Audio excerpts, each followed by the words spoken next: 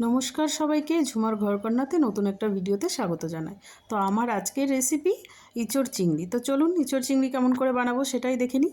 তো এই যে প্রথম ইঁচড়টাকে ভালো করে কেটে নিলাম, ছোট ছোট করে পিস পিস করে কেটে।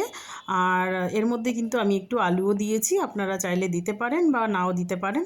তো আমি একটু দিয়েছিলাম। এই যে কেটে ভালো করে ধুয়ে নিলাম। ধুয়ে এখানে আমি একটা কড়াই নিয়ে নিয়েছি, সেটায় হাফ চামচ নুন দিয়ে আর জল দিয়ে দিয়েছিলাম আগে। তো এই যে সেদ্ধ করতে বসিয়ে দিলাম। তো আমি মোটামুটি অর্ধেকটা সেদ্ধ করে নেব এখানে। তো এই যে সেদ্ধ করে আমি জল ঝরাতে দিয়ে দিয়েছি। আর এখানে চিংড়ি মাছগুলোকে ছাড়িয়ে ভালো করে নুন হলুদ মাখিয়ে আমি এই যে ভাজতে বসিয়ে দিলাম। ভালো করে একটু লাল এপাশ ওপাশ লাল লাল করে ভেজে নেব, তবে খুব বেশি ভাজা যাবে না, ভাজলে চিংড়ি মাছগুলো শক্ত হয়ে যাবে। তো এই যে আমি দেখুন নামিয়ে নিলাম। আবার এদিকে আমি কড়াইতে একটু তেল দিয়ে তার মধ্যে আমি দিয়ে দিলাম ইঁচড়টা। এই যে এগুলোকে আমি ভালো করে একটু নুন হলুদ দিয়ে ভালো করে ভেজে নেব। তো এই যে কিছুটা সময় ধরে এগুলোকে একটু নাড়িয়ে চাড়িয়ে ভেজে আমি কিন্তু আবার নামিয়ে নেব। আর এদিকে আমি একটা পেস্ট তৈরি করব, যেটার মধ্যে ছিল গোটা জিরে, লঙ্কা আর হচ্ছে পেঁয়াজ, টমেটো, আদা, রসুন। তো সব দিয়ে একটা পেস্ট বানিয়ে রাখলাম। আবার এদিকে কড়াইতে তেল দিয়ে ফোড়নে দিয়ে দেবো গোটা জিরে, তেজপাতা, শুকনো লঙ্কা আর গোটা গরম মশলা।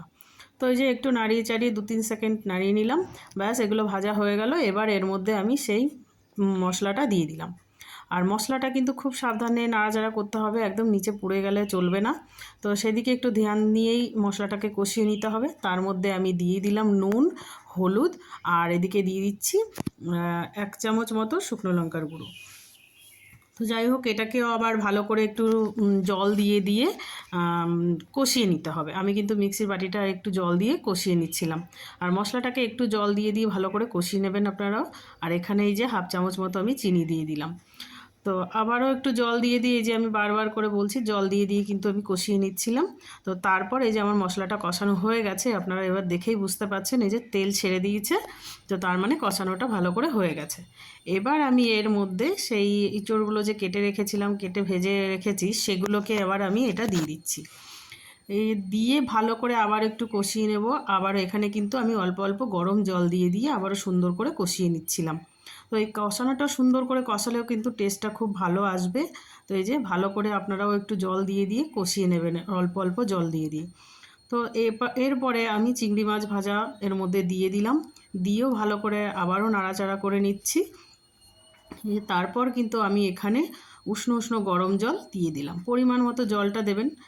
আর এই যে জল দিয়ে আমি একটু নাড়াচাড়া করে নিয়ে তারপর কিন্তু কিছুটা সময় ঢেকে রান্না করব। যতটা বাকি আছে ততটা এই ঢাকা দিয়ে রান্না করলেই কিন্তু সেদ্ধ হয়ে যাবে। তো এই যে আমার প্রায় হয়েই এসছে। তো এই পর্যায়ে এসে আপনাদের একটু নুনটা চেক করে নিতে হবে। তো আমার একটু কম ছিল, তো এই যে আমি হাফ চামচ মতো আবার দিয়ে দিয়েছি, আপনারা আপনাদের স্বাদ মতো দেবেন।